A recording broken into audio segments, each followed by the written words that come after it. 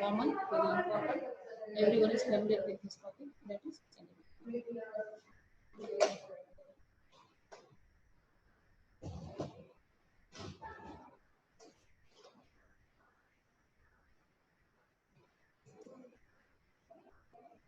So, what is anemia? Anemia means without blood. Anemia means without blood. It is a decrease in RBC count, in short decrease in hemoglobin level, that is resulting in decreased ability of your blood to carry oxygen and to supply oxygen to body tissues. The main function of RBC is to carry oxygen and to supply oxygen to all tissues of body. So decrease in RBC count, decrease in hemoglobin level, that is called anemia. And the effect of anemia is that there is lower ability of the body to supply oxygen to all body tissues. Due to the lower ability for the blood to carry oxygen. So the decrease in hemoglobin level in short.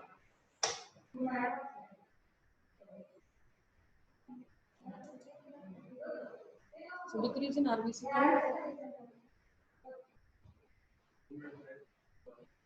or hemoglobin level, that is anemia.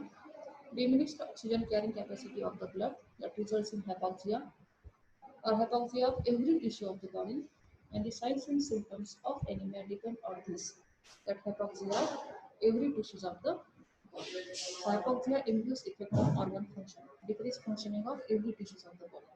The signs and symptoms depends on hypoxia of every body tissue.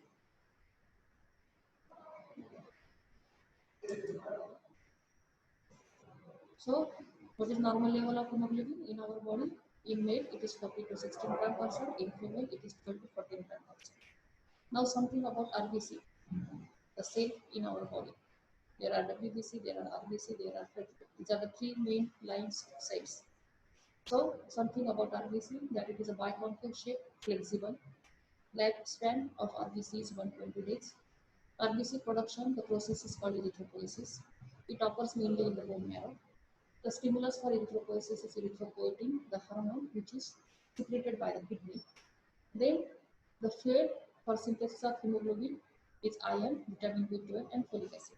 These are the fuels required for hemoglobin synthesis. Now the function of RBC is to carry oxygen and to supply oxygen to all tissues of the body. All RBCs, these are removed by spleen, that is called as sequestration of cells. And the mature RBC has no nucleus, immature RBC has nucleus. So RBC has no nucleus.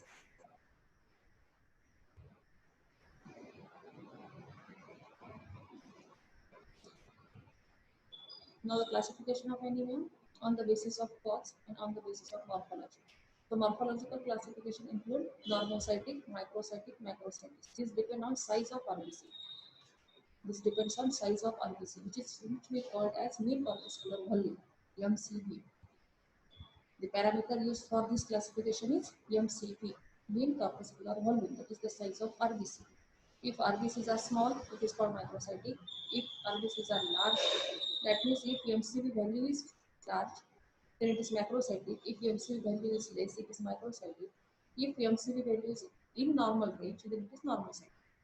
So on the basis of MCV value, on the basis of size of RBC, that is the morphological classification. Normocytic, microcytic, macrocytic. And depending on hemoglobin concentration, that is mean hemoglobin concentration, that is MGH, corpuscular hemoglobin concentration, and depending on that, normochromic, hypochromic and hyperchromic. Normochromic, hypochromic, hyperchromic. So on the basis of morphology, mainly depend on the value of MCV, mean corpuscular volume. On the basis of cause, the classification of anemia is anemia secondary to blood loss, that we call as hemorrhagic anemia. Anemia because of excessive destruction of blood cells, that we call as hemolytic anemia. And inadequate production of normal blood cells, that is particularly the nutritional anemia. So hemorrhagic anemia, nutritional anemia, and hemolytic anemia. These are the on the basis of cause: nutritional, hemorrhagic, and hemolytic. On the basis of morphology, normocytic, microcytic, macrocytic.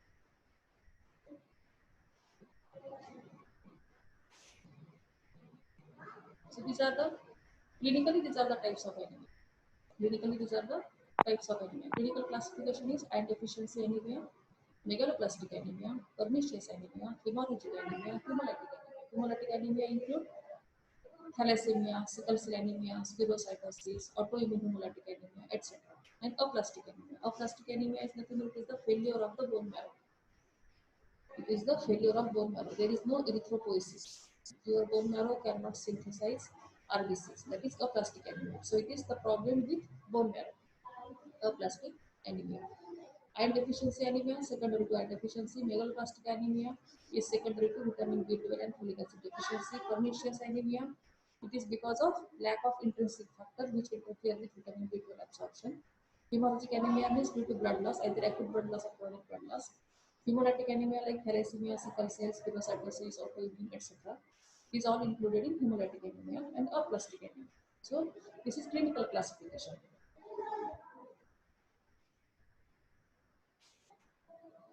Now we are mainly dealing with iron deficiency anemia and megaloblastic anemia. These two are important for us. So first we discuss about iron deficiency anemia. So iron deficiency anemia, it is mainly the deficiency of iron which is required for hemoglobin synthesis. And morphologically it is microcytic hypochromic anemia. Macrocytic MCV value is less. Hypochromic mean corpuscular hemoglobin concentration, that is MCSC value is also less. Mean corpuscular hemoglobin concentration is less. Mean corpuscular volume is less. So it is microcytic hypochromic anemia morphological. And deficiency anemia morphologically microcytic hypochromic. Etiology of iron deficiency anemia. Iron deficiency anemia is mainly nutritional. That is diet poor in iron content. Nutritional deficiency of iron, poor diet. Second, blood loss, either acute or chronic. And third, it is the inability of intestine to absorb enough iron from food. That means diseases of intestine. Some diseases of intestine which results in decreased absorption of iron from food. So, iron deficiency anemia can be nutritional, decreased dietary intake. Second, blood loss, either acute or chronic. And third, the decreased absorption of iron because of some intestinal diseases. Nutritional cause, poor dietary intake. Blood loss is either acute or chronic. Chronic blood loss, the causes are menorrhagia in females, then peptic ulcer, as we discussed already last time, then piles, fissures, which also results in PR bleeding and anemia. Hookworm infestation is very, very common in our setup, which cause anemia because it absorbs blood or it sucks blood. So these are the causes of chronic blood loss that results in anemia: menorrhagia, peptic ulcer, piles, and hookworm infestation. So whenever there is a patient of anemia, you have to ask the history of menorrhagia, ask the history about peptic ulcer, history about PR bleeding, and history about abdominal pain from hookworm infestation. Then decreased absorption due to intestinal diseases. Intestinal diseases like malabsorption syndrome, Crohn's disease, ulcerative colitis, chronic colitis, diverticulitis, etc. These are the intestinal diseases which cause decreased absorption. Or sometimes it's sexual surgery of intestine that also results in decreased absorption. So these are the causes of iron deficiency anemia. Now signs and symptoms of anemia. All we know about the symptoms of anemia. Anemic patient usually complaining of general weakness, fatigue, leg cramps, loss of appetite, breathlessness, palpitation, headache, then lack of concentration, pica. Pica means it is the craving for unusual food like soil, chalk, etc. Then non-specific chest pain or chest pain because of sometimes ischemic heart disease also that results secondary to severe anemia. Then stomatitis, glossitis, leg cramps. These are the common complaints of patients with anemia. So, general weakness, fatigue, loss of appetite, breathlessness, palpitation, headache, lack of concentration, pica means craving for unusual food like soil, chalk, non-specific chest pain, stomatitis, glossitis, leg cramps. Now, the examination of patient with anemia. General examination is more and more important in anemic patient. On general examination, you get patient is conscious, oriented, then vital parameters of patient. Vital parameter of patient include there is increased pulse rate or anemic patient having high pulse rate, increased pulse rate, tachycardia. So anemia is the cause for tachycardia. Anemia is the cause for Definitely.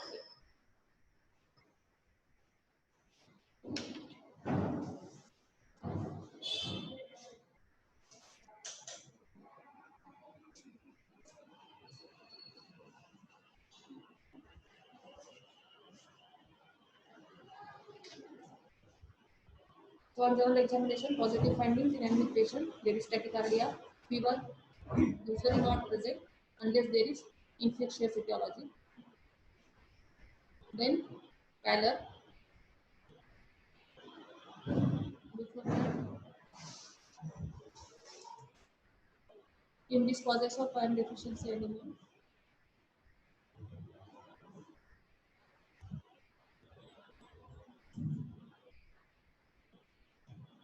So on general examination, you get tachycardia, increased pulse rate, patient is pale, lower palpebral conjunctiva is pale, then tongue is pale, oral mucosa you can check, palate you can check, nails you can check, skin you can check. See the nail changes in anemic patient. Nails look like this, white nails. This is because of anemia. See here, flat nails. This flat nail is called platynychia. Flattening of nail is called platynychia. This is flattening of the nails. See, this is full shaped nail. This is called as polynychia. So white nail, flattening of nail, full shaped nail. This is platynychia, polynychia. Then cheilitis, glossitis, stomatitis. These are also secondary to anemia. Then edema is present, peripheral edema or swelling of the lower limb in severe anemia is present. So, so many times you get presence of edema. Then examination of abdominal system is important. You have to see enlargement of spleen, enlargement of liver, that is more important. Many times you get enlargement of spleen if it is hemolytic anemia. Sphenomegaly usually seen in hemolytic anemia or usually seen in malignancy. So another important cause of anemia in our setup is chronic infection and malignancy. So anemia in old age, particularly anemia in old age. Anemia is always a sign of underlying disease. Anemia is always a sign of underlying disease. You have to search for the cause of anemia. Just treating anemia is not our duty. Just treating anemia is not our duty. That is simply our duty. Our duty is to find out the cause and to deal with the cause. So anemia is always a sign of underlying disease. We have to find out the cause of anemia.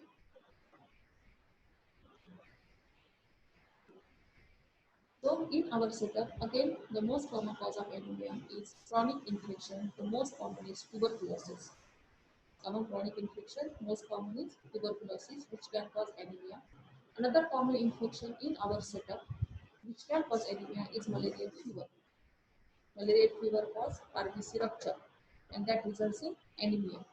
So in our setup, these are the two infections very common to cause anemia. One is tuberculosis, second is malarial fever.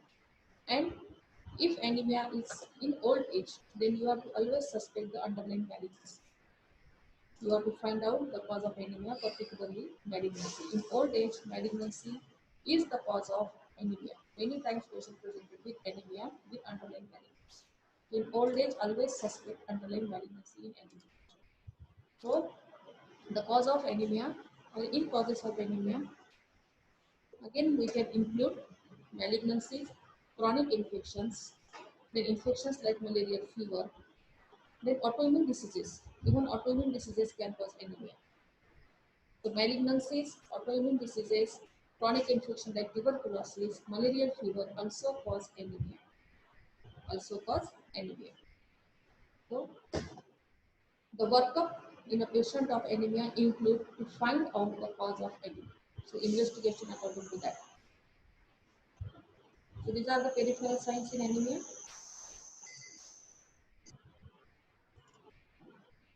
Now the investigations in anemia. First, you have to check the level of hemoglobin. Clinically, you can diagnose that patient is anemic, patient is pale, patient having low hemoglobin level. So clinically, you can diagnose that this patient is suffering from anemia. Now you have to confirm the level of hemoglobin. You have to classify the type of anemia and investigations according to that. So your aim is to seek first the level of hemoglobin, the type of anemia, the classification of anemia, and then the cause of anemia. The first investigation includes complete blood count (CBC) with peripheral smear examination. What to see in peripheral smear? You have to see the size of RBC, the variation in the size, variation in the shape of RBC, variation in the size of RBC, presence of abnormal cells, presence of parasites, presence of malignant cells, presence of blast cells. All you can see on peripheral smear. The examination of peripheral smear include size of RBC, that means variation in the size and shape of RBC, presence of immature cell, blast cell, presence of parasites, etc., or presence of some other abnormal cells. So a CBC with peripheral smear examination is the investigation of choice. From peripheral smear, you can morphologically classify anemia, whether it is microcytic hypochromic, whether it is macrocytic, or whether it is normocytic, whether it is hypochromic, normochromic, or hyperchromic.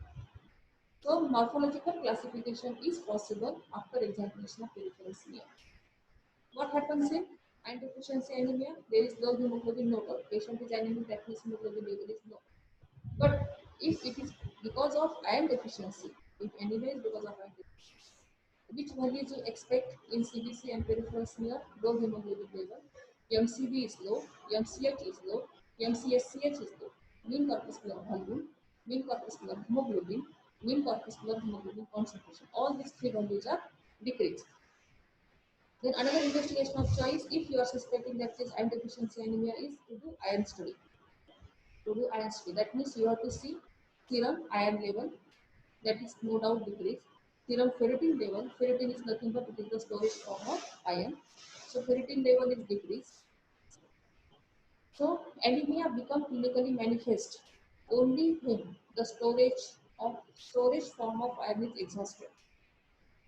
Anemia clinically manifested only when the storage form of iron, that is ferritin level, is exhausted or decreased. So ferritin level is decreased. TIBC means it is total iron binding capacity.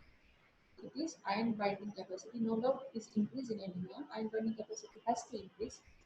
Transferrin saturation. Transferrin is the iron binding protein that is decreased because there is no iron. So it is transferrin saturation. Transferrin is the iron binding protein in body.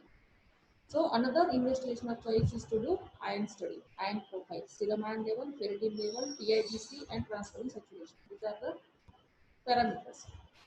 Then bone marrow study. No doubt every patient of anemia should undergo bone marrow examination, whether bone marrow is responding or whether bone marrow is not responding.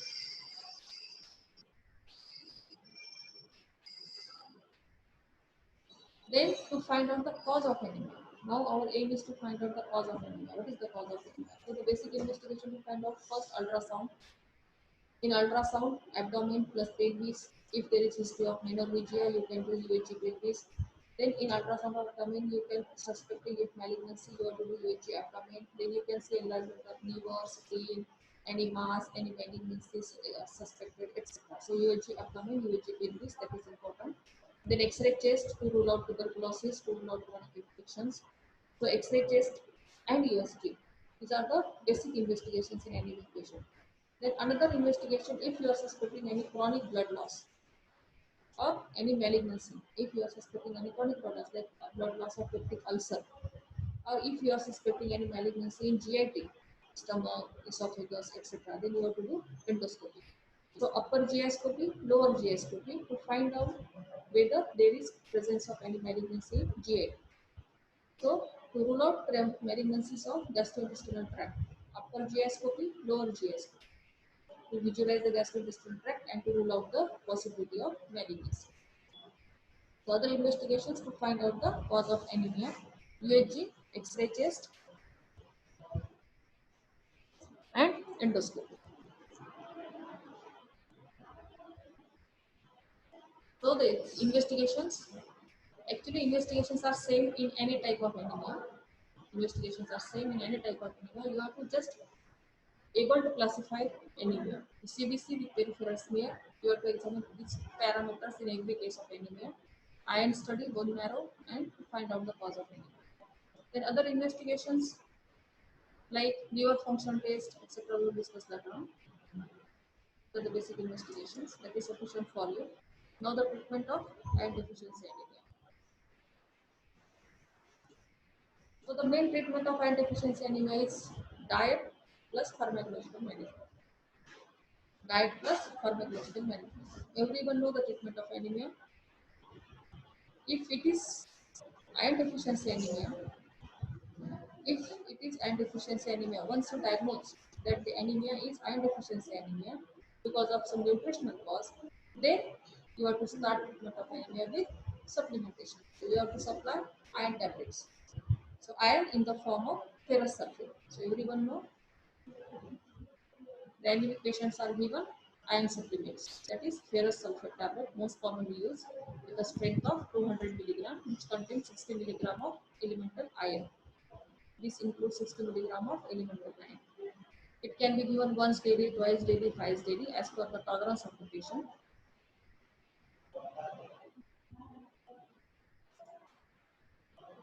So diet plus pharmacological management. Diet include you have to advise to take iron rich food. So everyone should know about the iron rich food. Which are the iron rich food? So green leafy vegetable, particularly spinach. Then dry fruits, dates, raisins, jaggery, wheat, figs. These are the iron rich foods. So you have to advise the patient to take more and more green leafy vegetable, particularly spinach. Then dry fruits, not possible for every people. So most of the people or most of the patients which come to us, they are poor people. So we can advise them to take more and more green leafy vegetable, that is spinach and beet, that can they afford, then jaggery they can afford. So jaggery, beet and green leafy vegetables, which can be afforded by any poor people also. Dry fruits cannot be afforded. So dry fruits you can advise dates, raisins, figs.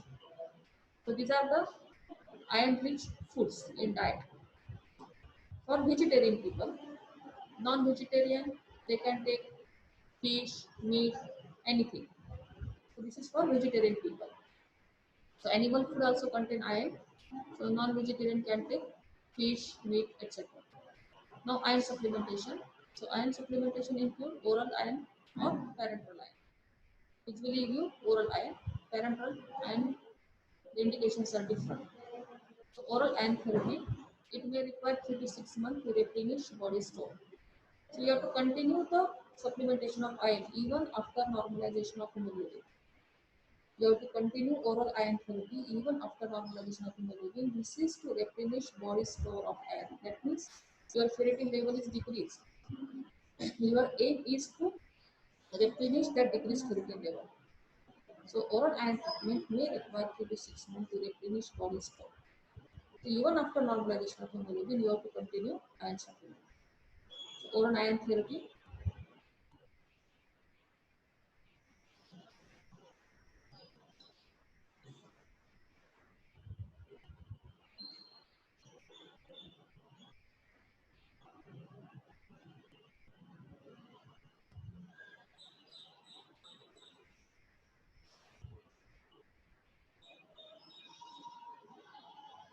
So these are the various iron formulations: ferrous sulfate, ferrous gluconate, and ferrous fumarate. These are the three main types. Ferrous sulfate most commonly used. Ferrous gluconate also can be used, and ferrous fumarate also can be used.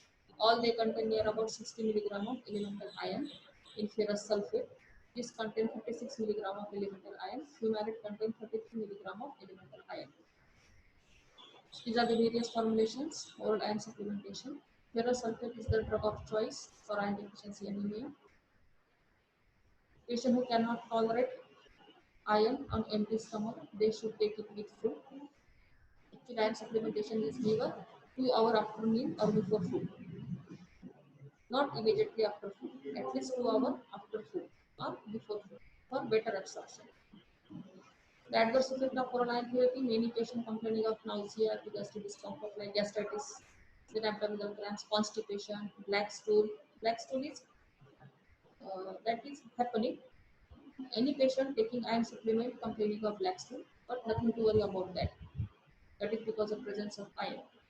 So every patient who take hematinic, every patient who take oral iron therapy complaining of laxity. The most common side effect of oral iron therapy is constipation. Many patients complaining of constipation and gastritis, nausea and epigastric discomfort and constipation. These are the common side effects. Now indication for parenteral iron therapy. Indication for parenteral iron therapy. If patient is not able to tolerate oral iron therapy, if there is malabsorption syndrome, means patient having chronic diarrhea, Crohn's disease, ulcerative colitis, SSI, any intestinal disease. Patient is suffering from any intestinal disease, chronic diarrhea, then patient cannot tolerate oral iron therapy. Then patient complaining of gastritis, vomiting, nausea in that patient. Then patient of chronic kidney disease. Patient with significant blood loss and who refuse transfusion and are intolerant to oral therapy. Or anemia in late pregnancy. If any pregnant lady presented very late in third trimester with severe anemia, now we have no time to increase her hemoglobin level with oral iron therapy because oral iron therapy take at least 3 to 6 months to replenish the store or to raise the hemoglobin level. So in that case, any pregnant lady, ANC patient presented with anemia in late trimester, then we have to do parenteral iron therapy. Or any patient with severe anemia with significant blood loss but refuse transfusion, we have to do parenteral iron therapy. So particular indication intolerance to oral iron, malabsorption syndrome, intestinal diseases, and ANC patient who presented very late near term with severe anemia. Now we have no time for oral iron therapy to raise hemoglobin. In that case, we can do parenteral iron therapy to increase hemoglobin level and patient who refuse transfusion. In that case, we use, and in chronic kidney disease patient, we use parenteral iron therapy. These are the various formulations for parenteral iron therapy, particularly iron dextran, sodium ferric gluconate, iron sucrose. So most commonly we use iron dextran. This formulation very commonly we use iron dextran, then sodium ferric gluconate and iron sucrose. But most commonly we use iron dextran. Anaphylactic reaction with parenteral iron therapy is very common, but to a less extent with iron dextran. All preparations they carry this for anaphylactic reaction, but likely to a lesser extent than iron dextran. So the main side effect of parenteral iron therapy is anaphylactic reaction that we have to watch.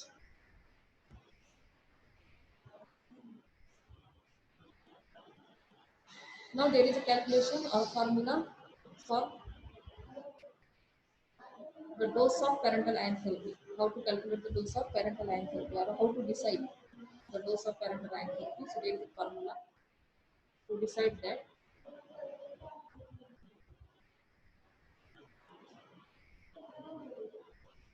This is hemoglobin.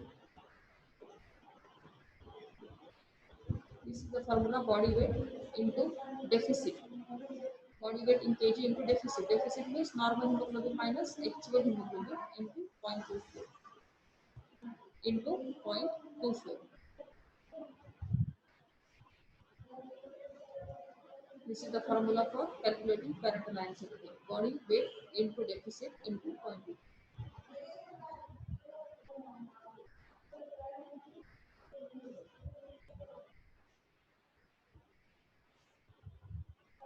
Now this is the example how to calculate it. Actually there is time is over. We will discuss tomorrow.